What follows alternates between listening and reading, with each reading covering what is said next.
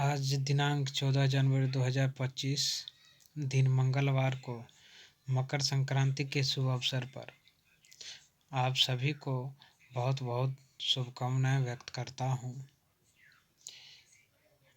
और इसी शुभकामनाओं के साथ साथ हम कुछ व्याकरण के ज्ञान भी हासिल कर लेंगे। तो ध्यान से सुनेंगे। व्याकरण का सबसे पहले हम परिभाषा जान लेते हैं। व्याकरण किसे कहते हैं? ध्यान से सुनेंगे। व्याकरण किसे कहते हैं? व्याकरण उस महान शास्त्र को कहते हैं जिसके पढ़ने से मनुष्य किसी भाषा को शुद्ध शुद्ध लिखना और बोलना सीखता है। व्याकरण उस महान शास्त्र को कहते हैं जिसके पढ़ने से किसी भाषा को शुद्ध शुद्ध लिखना और बोलना सीखता है।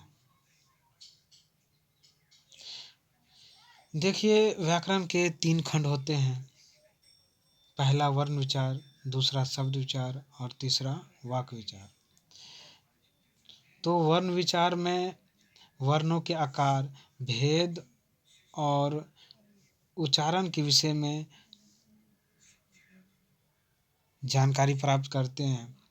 शब्द विचार में शब्दों के भेद, रीति और विराम चिन्ह का जानकारी प्राप्त करते हैं। तीसरा जो है वाक्य विचार, इसमें वाक्यों के भेद, रीति और विराम चिन्ह का वर्णन होता है।